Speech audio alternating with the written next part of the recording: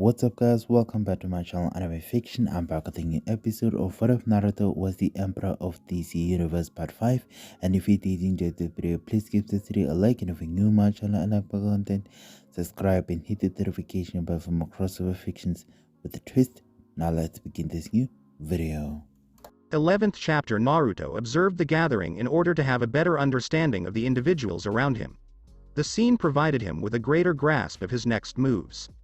He needed to study them if he was going to win them over. Naruto enjoyed fighting, yet he preferred to avoid it if possible. However, it was evident at this time that JL would attack him. Batman was definitely too far gone at this point to turn abruptly, and his condition was mental. Naruto had a lot of plans for him, and he might end up commanding JL in the future.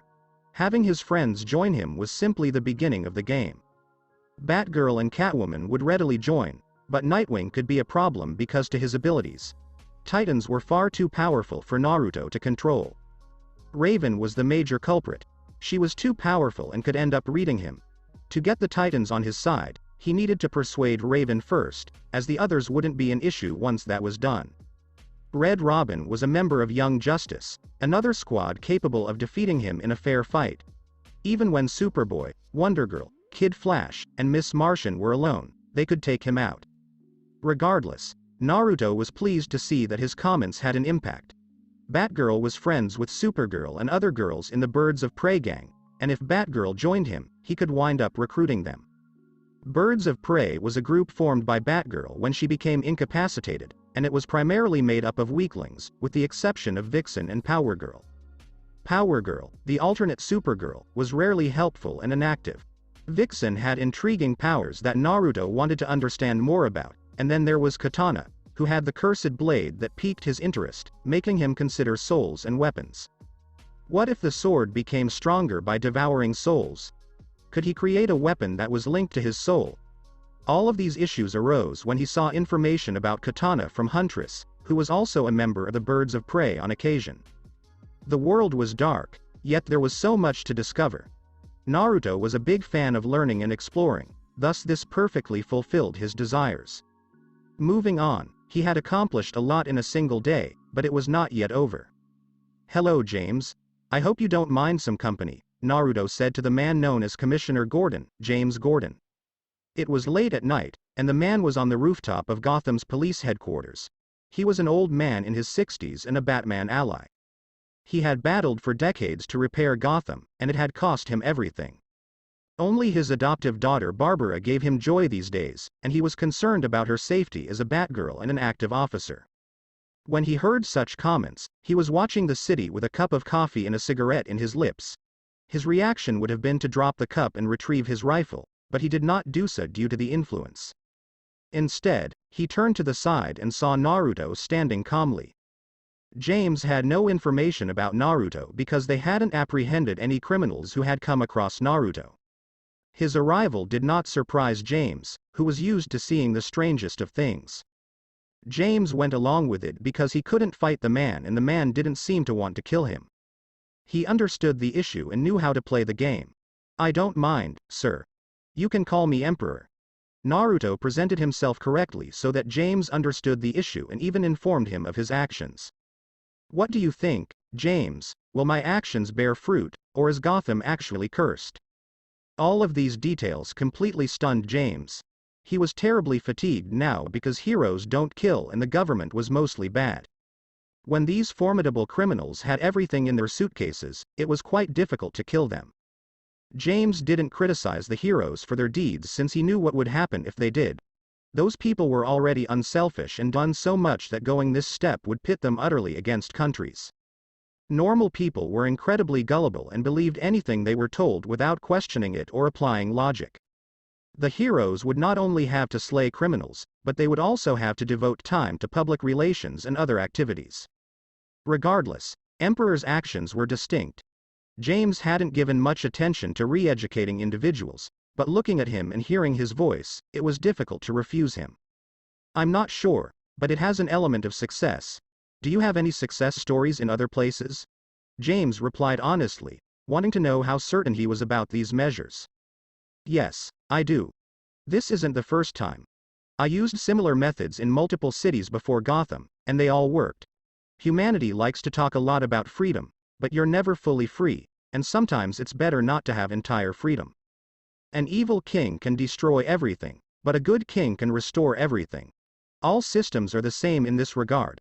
I can guarantee you that I am just, and because I am immortal, you never have to worry about a failed heir. I am convinced that Gotham will begin to change in a week and will completely alter in a month or two. All systems were the same in the end, and it all depended on the individuals inside of them. James nodded and agreed. Why are you actually here?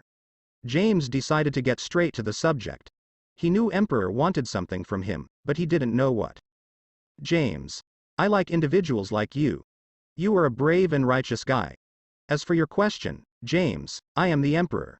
I don't get involved in the lower world because it is for others to manage. I am not like your heroes in that I will fight crime when others can do it for me. I shall train the police to be capable of handling any situations in Gotham. Only major issues will be handled personally. Those remarks surprised James, yet they made sense in certain ways. It also indicated to him that the name was more than just a name. I wish we could do that, James said, puffing heavily. His department lacked the necessary weaponry, training, and information to deal with the contemporary criminal landscape. You can do that because I have fixed your men all over Gotham, not just the criminals. I have given them a boost in courage and morale while giving them fighting skills. Some of them, I have even boosted to peak power, so that not even Batman could beat them without his tech. Now it's your chance, James. You'll lead them and make sure Gotham doesn't crumble. Naruto turned to face him and laid his hand on his shoulder. This was yet another surprise. This was not anything James could have predicted. Do you really trust us with such a thing? I don't. I trust my power, and that is enough. I have taken precautions, and you will never be a source of corruption. I repaired your son to enhance your morale. What? What do you mean? James became agitated when James Jr. was mentioned. I fixed his mind. He was deceiving you about taking the proper medicine, and he was still torturing and killing people without your knowledge. While still residing in Chicago, Barbara Eileen and James Gordon had James Jr. shortly before moving to Gotham City. Gordon swiftly incurred the anger of mobster Carmine Falcone, who dispatched a hitman named Johnny Vitti to kidnap his young son. James Jr. was hurled off a bridge and was only saved by Batman's quick intervention. James Jr. and his mother fled Gotham City as a result of the incident. A few years later, James Jr. was kidnapped by Arnold Flass, a former GCPD officer seeking vengeance on James's father, Jim Gordon. James Jr. was returned to Gotham and bound into a bag, which was then hung on the brink of an abandoned bridge. Batman saved James Jr. shortly later. James Jr. had indicators of being unusual from a young age. As a hobby, he would slaughter and dismember animals. He was implicated in the disappearance of one of his sister's friends in one particularly unsettling event. Barbara's friend Bess Keller ridiculed James Jr. when their family was on vacation and was never seen again after wandering into the woods. When James Jr. returns to Gotham after a long absence, he begins following his father in stealth.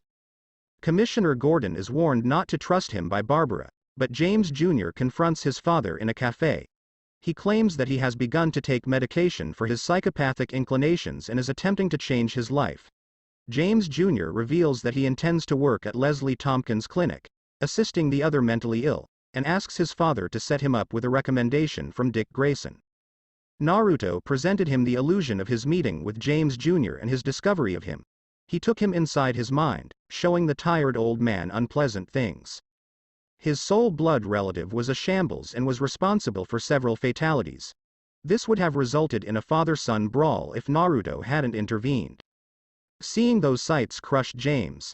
He grasped his chest as his heart ached. As a father, he had failed.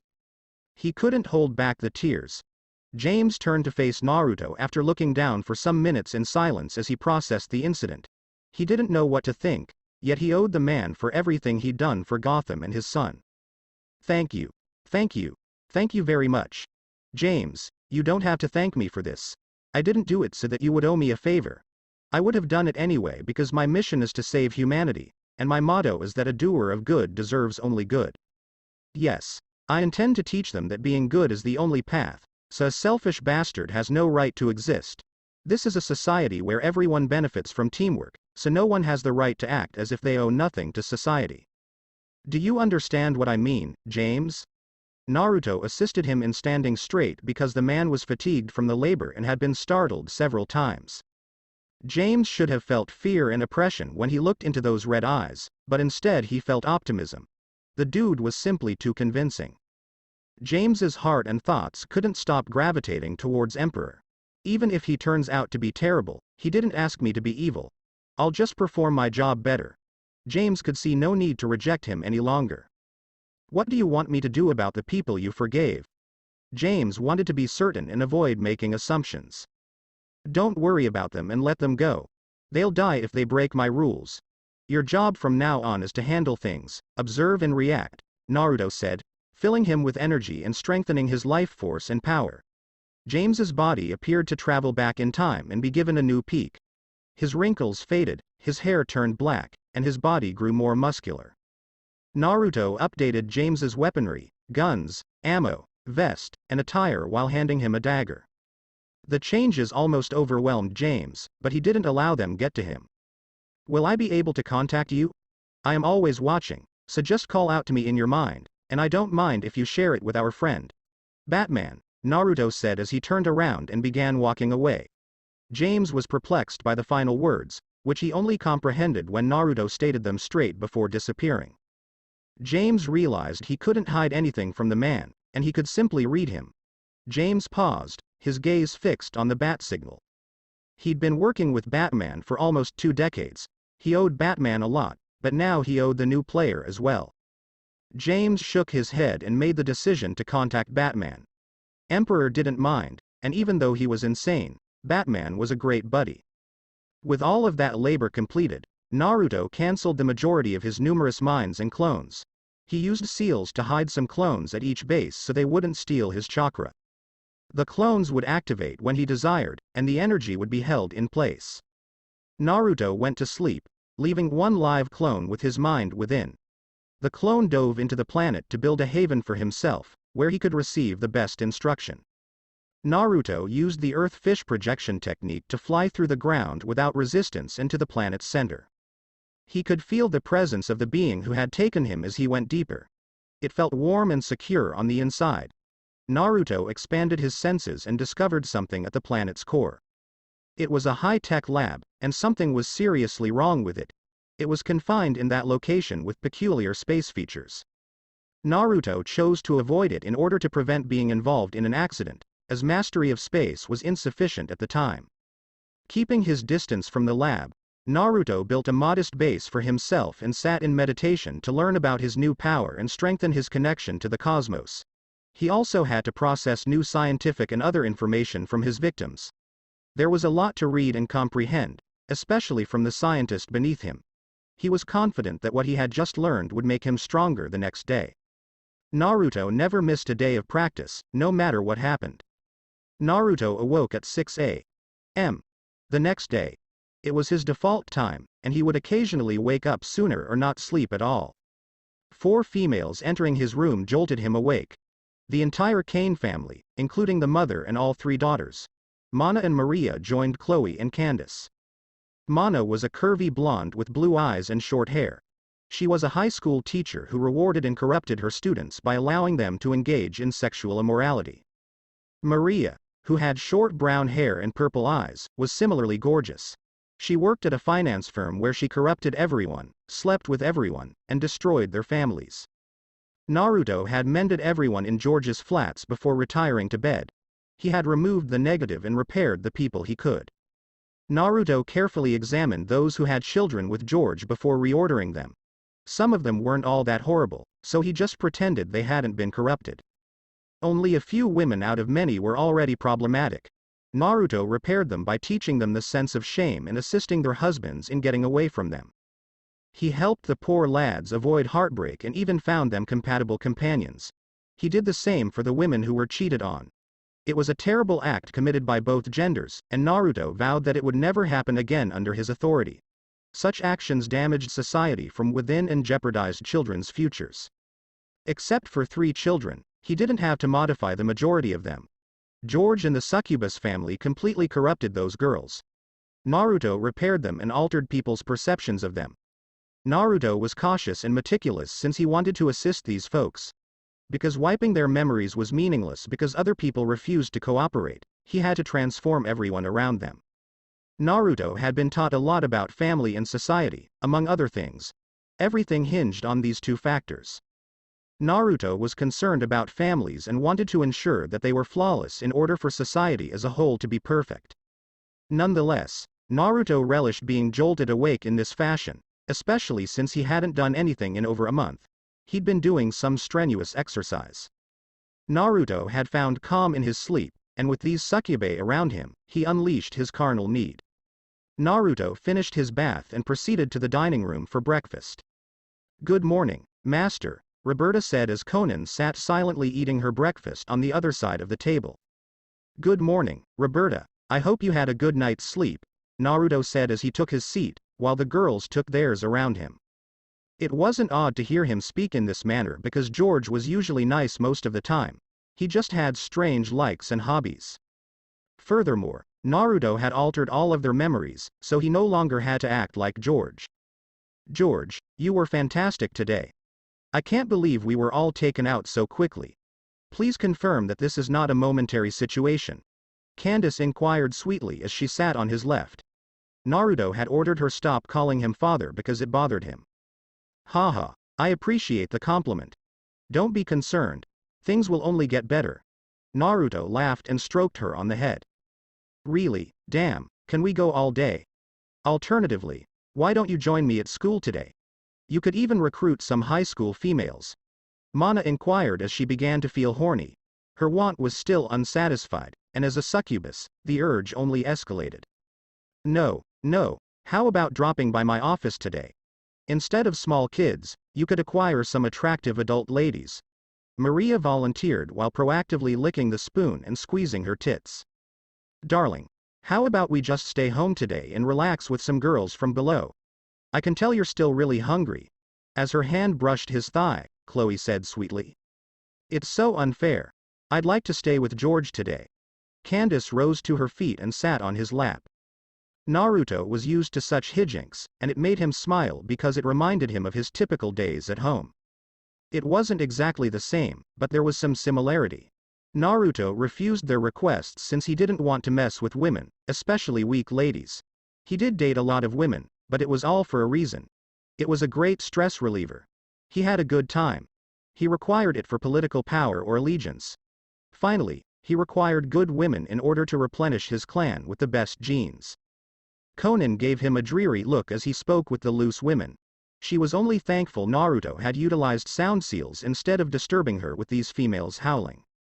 After finishing his breakfast, Naruto went on a drive with Conan, while his clone went to the Daily Bugle to introduce and explain himself to the inhabitants. The Daily Bugle was one of the largest news outlets in the United States, with its headquarters in Gotham. Jonah Jameson was the owner. Betty Jameson, his stepfather, and Uncle David reared Jonah Jameson as a child.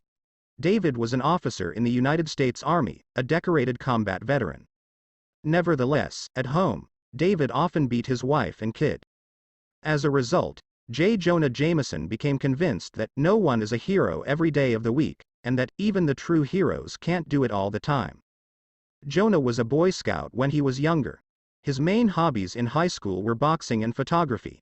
He met his first wife, Joan, when they were both members of their high school's photography club. When the school's 3 top athletes began to bully him, he struck back and beat them all to a pulp. Joan was impressed, and they began dating. They married as soon as they graduated from high school. While still in high school, Jameson began his journalistic career as a part-time reporter for New York City's Daily Bugle. Jonah developed a feud with Barney Bushkin, the editor of a university publication who turned down Jonah. Barney would grow up to become the publisher of the Daily Globe, the Daily Bugle's rival. Jameson eventually purchased the then-failing Daily Bugle with funds earned from his personal holdings and a big inheritance. As a result, Jameson's own company, Jameson Publications, now owned the Bugle. Jameson was the publisher and editor-in-chief of the newspaper, and he reinvigorated the photograph-dominated tabloid style. Jameson's company purchased the Goodman Building on 39th Street and 2nd Avenue in Manhattan in 1990 and relocated its full editorial and publishing operations there. The structure was dubbed the Daily Bugle Building. Joan, Jameson's wife, died at some point for unknown reasons. She and her husband only had one child, John, who went on to become an astronaut for NASA. For decades, Jameson used his newspaper to advocate for minority groups' civil rights and to fight organized crime.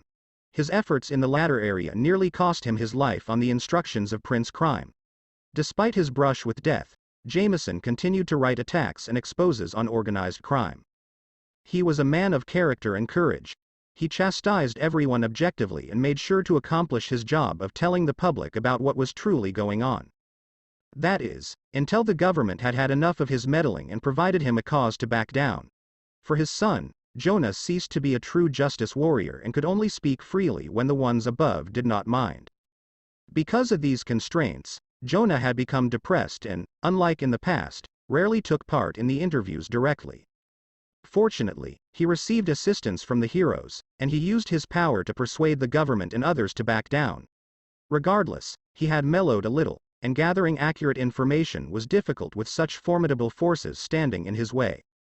Naruto got at the Daily Bugle's top level and found Jonah in his office going over reports. The man was in his 60s and had white and black hair. He was tall with an average build. "Good day, Jonah. I'm hoping you'll have some time for me." Jonah was used to unexpected guests and just looked up from his desk while removing his spectacles, as he had difficulty seeing objects near to him.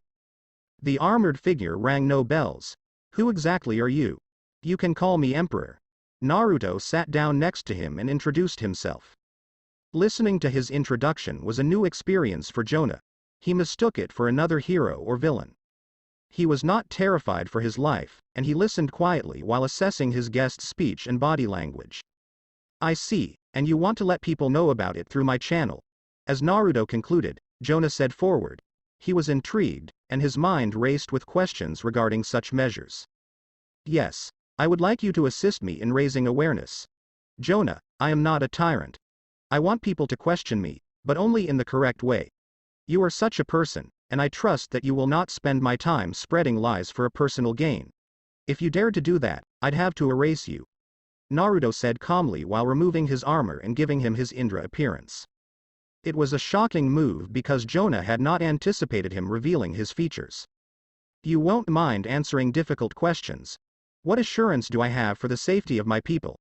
When Jonah was annoyed, he asked because he was concerned that the man might cause the building to vanish. "Believe me, I will never do such a thing. Also, have a look." Naruto smiled and pointed to the side, where Jonah discovered cameramen filming them. "I know it's difficult to trust me because you don't know me, but you can rely on your heroes to keep you safe. This is a live broadcast, Jonah. Come on, do your thing, and ask away." Jonah felt secure after seeing that everything had been taken care of and that he had obtained approval from his personnel. "Do you really look like this? I thought you said something about becoming the will of humanity. And what exactly does that mean?" "This is just one of my outfits. I can change my mind whenever I want," Naruto answered by morphing into various shapes and hues. "What I meant was the will of humanity. I represent humanity as a whole, like Gaia does the earth." "You mean you're a conceptual being? Is there any evidence to support both of those claims?" "Everyone at the top is aware of the Olympians and others' existence. It is only ordinary folks who are unaware of such a thing. Look around you and you'll see that the world is on my side. From now on, the will of humanity and the will of the earth are one." Jonah noticed the weather in Gotham transform from sunny to freezing cold as Naruto reacted. For a split second, it happened all around the world. Naruto's body transformed into energy and then reformed into human form. "You will not understand the answers to these questions. So let us disregard who I am and concentrate on my objectives and actions." Jonah agreed. He couldn't fully verify it, but he could acquire expert opinion to back up his remarks. When discussing such matters, Wonder Woman came to mind. "Alright, so what is your goal?" "I want to take humanity to a new frontier, stronger and smarter than ever before. Humanity is currently in decline due to a variety of issues. After allowing humanity to walk freely for so long, we felt that direct action was required. Human beings nowadays are emotionally, physically, and mentally weakened. That goes against everything I believe in. Humans are social creatures who cannot exist apart from society.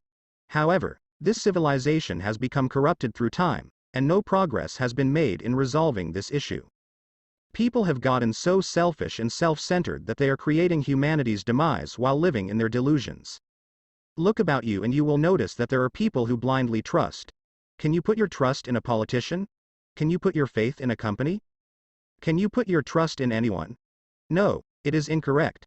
When you have the opportunity, always ask questions and double-check facts. However, the typical man is unaware of this simple and fundamental fact. They blindly follow the media and politics, unaware that those in authority have personal interests that do not have to line with the people's. You curse these politicians while expecting them not to kill you when it is in their best interests.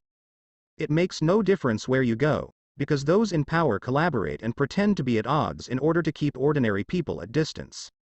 They are paid by those in authority to deceive you and accomplish their goals. How can you put your trust in giant corporations? Are you even aware of how much rubbish these folks generate? Every year, millions of tons and liters of food and other items are destroyed. Do you believe that all products are purchased and then magically disappear? No. Instead of being sold at a lesser price or given to the needy, they are destroyed.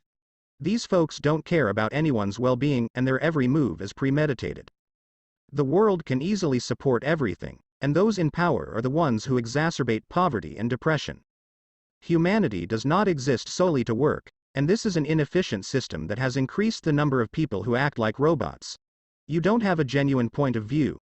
You simply repeat what has been fed to you, and it is obvious because you will come apart if questioned. I wish to alter everything and guide people to a brighter future. I want people to grow stronger in all ways, to innovate, to reach the heights of all those other alien species. I get stronger as you grow stronger. Because I am the will of humanity, our lives are intertwined from birth. Naruto responded while managing the lighting for his presentation. He had gathered information from a variety of sources and was aware of many more aspects of humanity. Jonah could tell his visitor was prepared for this conversation. He agreed with his comments and proof as well. He was aware of the immoral behavior of huge organizations such as Nestle, Amazon, and others. Even grocery stores would waste food that was fit for consumption but would not offer it to the needy at a reduced price or for free, since it would disrupt the level of demand and price. When supply exceeded demand, the corporations would destroy the products to artificially regulate supply and pricing. To maintain their grip on consumers, these firms would trash products worth millions of dollars. Grocery businesses would even place guards on garbage cans to prevent customers from taking items from them. Jonah had not expecting Emperor to speak up about such a sensitive subject. It was easier to deal with politicians than the business community's immorality. Thank you. But how are you going to fix this? Do you have a strategy in mind? Of course, I have a plan. I never move without a strategy, Jonah. I could easily begin the process with a large step, such as killing every weakling on this planet, to have a head start, but that is contrary to my existence and is not just. I want people to love me and follow me because they want to. If you want to be actual beings and not simply mindless drones, judge me by my deeds and really look into it. For all eternity, I will be your supreme boss. There have been empires, but they crumbled and became corrupted when a new inheritor took over or the emperor was not a moral guy.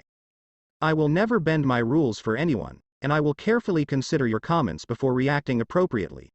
You have the right to call my behavior into question. Returning to the matter at hand, I have several plans. I just finished cleaning out most of Gotham. I tortured the convicts in accordance with their crimes and gave them a new lease on life. None of you were aware of my presence, and I do not currently control this planet.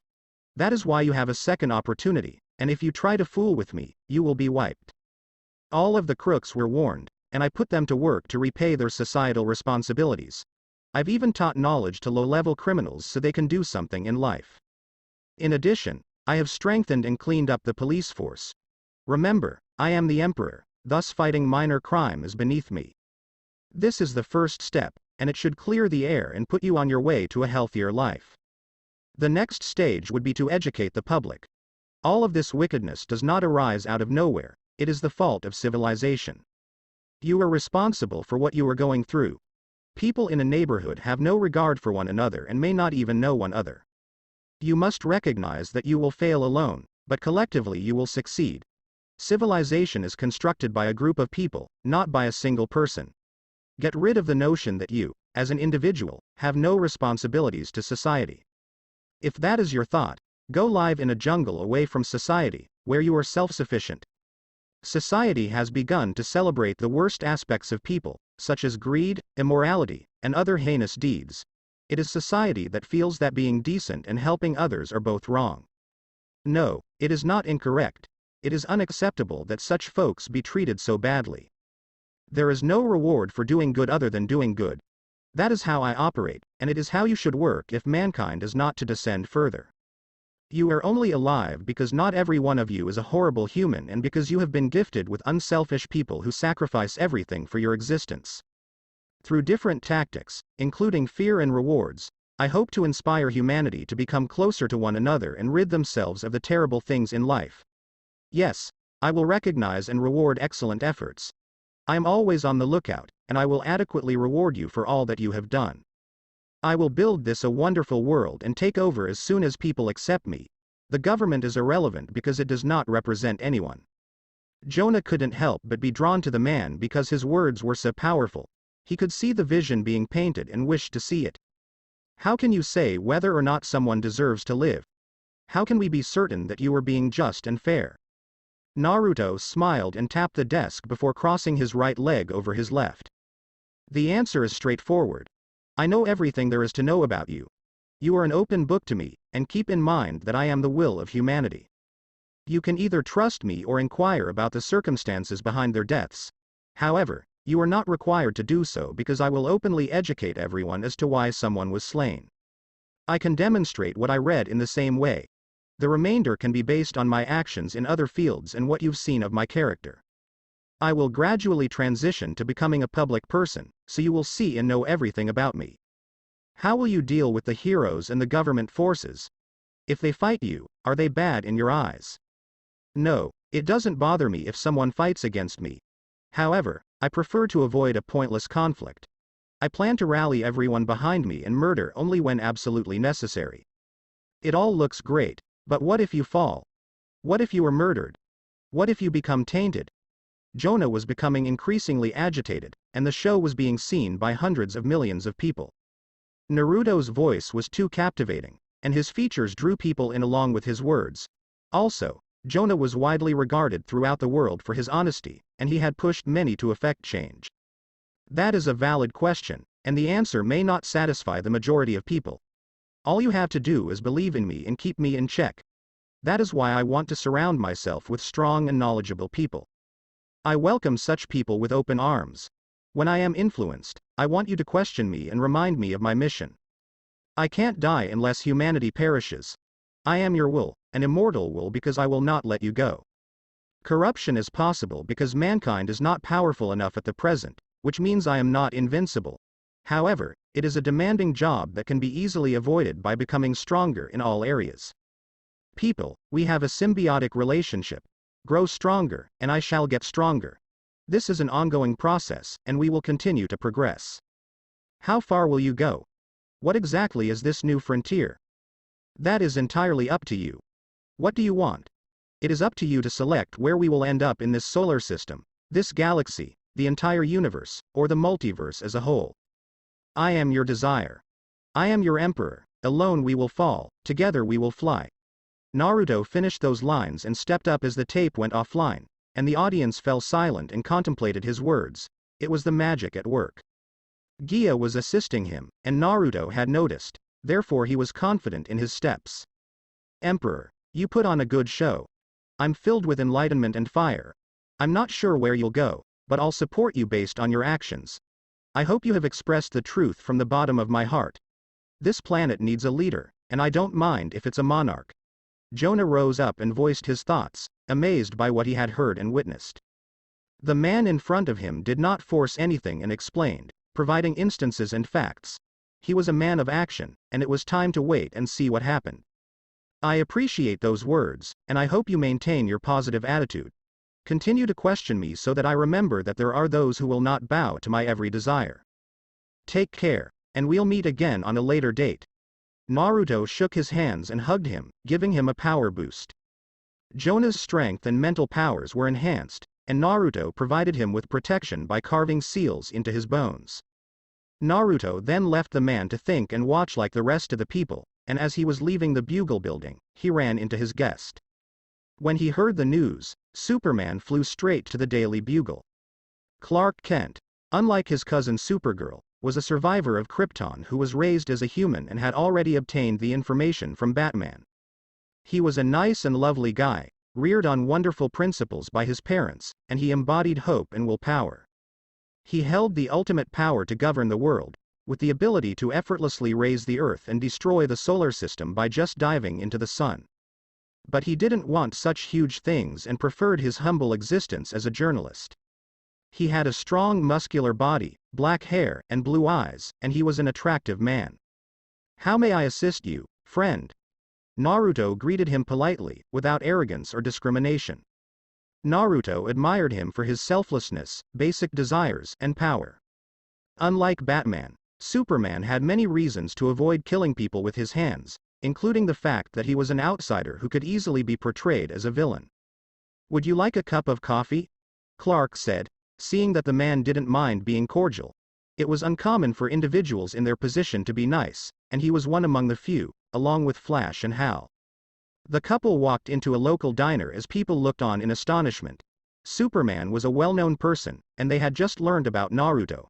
His interview had been playing on the TV and had captured their attention until the end. People who had watched Superman closely would recall a similar situation with Flash, in which both men had eaten lunch at a diner. It wasn't only Flash. The Man of Steel has been observed having fun with other heroes as well. Seeing Emperor with him enhanced Naruto's reputation as a force for good in their eyes.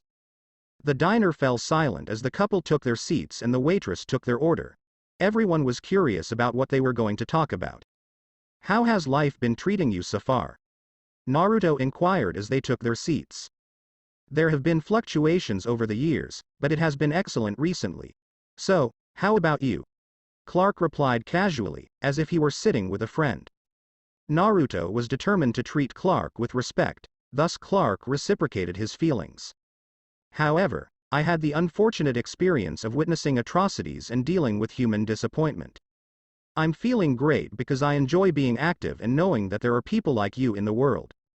The selfish and dark heart is a horrible thing, so I appreciate receiving positive energy from people like you.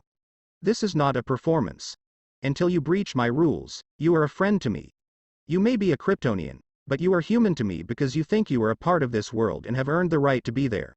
You deserve it more than the majority of humanity," Naruto said as he took in Clark and spoke his true sentiments. Naruto hadn't and couldn't read Superman's mind for the same reason he couldn't with the Bat family. JL had put safeguards in place to protect people like him. Regardless, Naruto had data from a variety of sources and could draw appropriate conclusions from it. The data impressed him, and he would gladly have the man by his side. But, before that, something must change. Superman, like Batman, would try to stop him because he thought that every living being had a right to exist. Naruto, who slaughtered people without blinking, was the polar opposite of Superman. Clark was flattered to hear those sentiments, which were both surprising and unusual for him to hear from others in his business. "Thank you so much. Your compliments are greatly appreciated. Does this imply that you have authority over me?" Clark grinned and asked the thought-provoking inquiry. Naruto remarked that humanity fueled him, thus he counted. "Yes, as long as you believe you're a part of humanity, I'll benefit from even non-humans. How do you feel about that?" Clark wasn't sure how he felt about it just now. "That depends on your actions." "How about you? What do you think of me now?" "I get the impression we'll be good friends right away. I simply wish you wouldn't start murdering people." "I've already killed thousands of people, Superman.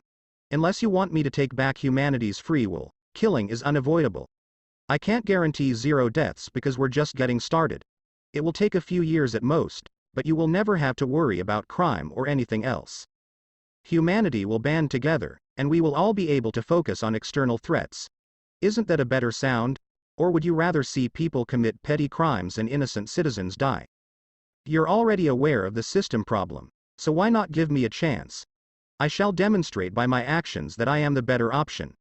Humanity requires a strong leader with an iron hand to keep people in line. Unchecked liberty only leads to anarchy, as desires lead to conflict and crime. Clark couldn't deny those arguments because he had seen things plainly for decades all across the world, and it wasn't only at the top. People were corrupt at all levels of society. Society used to be pleasant and welcoming, but now there are many broken families and general aggression in society. There was a lot of selfishness going on, as well as unbridled sexual immorality, and it was utterly contaminating everything. Adultery was on the rise, and children were being born as a result. It affected both genders, but women had won by a long shot in the recent decade. Women in modern culture would have more than 20 partners by the age of 25, and the media encourages such behavior while discouraging loyalty and persistence in partnerships. All of this leads to unhappy marriages and an increase in divorce. Anyone who has gotten used to sleeping around would most certainly not settle for a single spouse, especially ladies. Women in society are encouraged to engage in immoral behavior, and they are unaware that they are treating themselves as merchandise. When you sell naked body photos or films, you have become a product and are aware of the use of that product. Moving on from sexual immorality, businesses were preoccupied with turning everything into a product and gradually eroding human rights. Large organizations were manipulating people and openly doing whatever they pleased, only apologizing when detected. People were famished and homeless, despite the fact that there were millions of unoccupied flats and houses. Few people thought such events were unacceptable, and they had become the social standard. Was this what humanity has devolved into? Was this outmoded system honestly the best we could come up with? Did the bulk of people exist solely to perform low-wage labor for the minority? Would the system assist these people if automation advanced to the point that human labor could be replaced? Clark understood the answers to the questions, and they weren't good. The existing system didn't care about human life, and if robotics took over, poverty and unemployment would skyrocket. It wasn't because technology was poor, it was because the people at the top were nasty and inhumane. This was the reason Batman and the other heroes didn't give these bloodsuckers technology, and even the government kept it out of their hands. This slowed the rate of advancement, but it was a calculated cost that was acceptable. Such things should only be released into the world with a proper framework. People at the top needed to respond to the inquiries, and Clark could unfortunately say that he didn't trust them to do the right thing. To make matters worse, extraterrestrial forces were coming in and exploiting humanity's weaknesses. Many were oblivious of the real dangers out there, as true servitude of the worst sort was only a single mistake away. Clark stared at the friendly-looking man and couldn't image him being a tyrant, but he knew appearances were deceptive. Was Emperor one of those alien threats as well? Was he really a nice will of humanity from the neighborhood? Clark's mind was racing with ideas in less than a nanosecond. "Don't kill the criminals, and I'll support you," Clark said, and Naruto's smile deepened, but it was clear that he was unhappy. Naruto stroked his cheeks and caressed his head.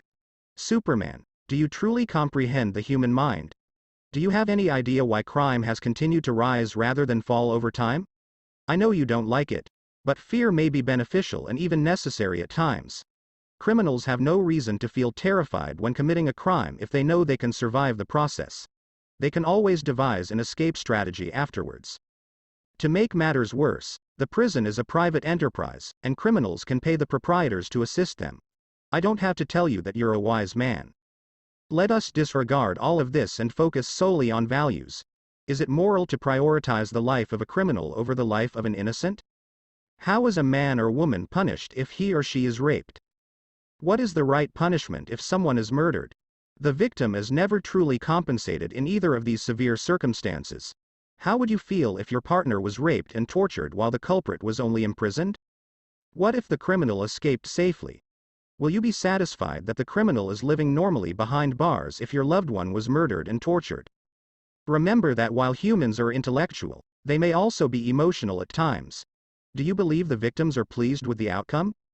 Do you believe such penalty has done its objective of compensating the victim and discouraging criminal behavior? You should comprehend why the death penalty was removed from most things and why false information was promoted to undermine its effectiveness. It may be barbaric, but witnessing it with your own eyes is the only way to keep people in control. Naruto was speaking to Clark honestly and even exposing his emotions, hoping to win him over because the man was sensitive and Naruto had nothing to lose. In this way, he demonstrated to the audience that he was not some soulless monster. All of those questions were loaded with power, and anybody who heard them felt a sense of helplessness and wrath in their souls. Are you planning to start public executions? Clark couldn't answer the inquiries because he couldn't bear the thought of such things happening. The words said whispered to the corners of his heart, and he knew that if such a thing happened, he would kill without hesitation. I won't have to because everyone will know I know what you do, and everyone will be aware of the outcomes and why they occurred. However, if required, I will participate in such an act. I can tell who is correct and who is not. The good deed will be rewarded. The vile filth has no right and has refused to be recognized a member of humanity. Your naive attitude of seeing them as humans has cost millions of lives and will postpone my future objectives. These creatures don't deserve anything if they can't even change after everything I've done to them. They are fortunate that I did not simply delete them. You're not going to be able to stop me, Superman. It is a fruitless endeavor. People will support me and eventually turn against you. This is an impossible game to win. The outcome has been determined, so all I ask is that you remain impartial and join me after my acts yield fruit. You may also stand by my side and keep me in line. What are your thoughts? Naruto straightened up and stared down on him before dissipating into light green energy and flying into a nearby civilian. Clark looked around at his confident grin and the others around them, and he could tell that his comments had a big impact on them. His future plans were established, and hearing him speak, it was clear that he was confident in his actions. If things went according to plan, people would fall in love with him and despise anything that stood in his way. Nations will collapse if he is indeed the will, which would be difficult to oppose with Gaia on his side, especially with the public on his side. His statements made it clear that he disliked those he called scum. The last action was unexpected, and Clark was powerless to stop it. His hand passed through the energy, and Naruto took over the civilian's body. Naruto had learned the usage of chakra and clones to an exceptional degree. By transforming into chakra, he could invade and cover up the bodies of others, allowing him to use the body as a puppet. He also used mind control, and the infiltration was designed to conceal and enhance the puppet. I could control everyone if I wanted to. I can take away your free will on the spur of the moment, but that would be counterproductive to my purposes. Naruto stated as he looked at Clark with the new body and used it as if it were his own, demonstrating complete control. Naruto exited the body, but it remained under his control. I don't want to be stuck talking to myself. It's terrible to look at such robotic objects. Naruto went on, snapping his finger, and the man snapped out of it. Clark was preoccupied with what he had heard and seen. He couldn't fight the Emperor since he was incompatible with him. If a combat were to take place, Zatanna, Shazam, and Dr. Fate would be the finest candidates. It wasn't only the fight though. He was just too gifted with words and hadn't given him a chance to respond. The people were unambiguous, and he knew what they wanted: death for the criminals. You won't mind my presence by your side? Clark took a deep breath and inquired as Naruto sat down and the coffee and cookies arrived. I won't, but you can't get in the way of my action plan. I will hunt down every bad scum, punish them appropriately, and send them on a journey to fulfill their debts. I am not now sending them to prison, and the only people who will be sent to prison are minor criminals, thieves, and the like. I will bring the globe, its people, and its environment back to health.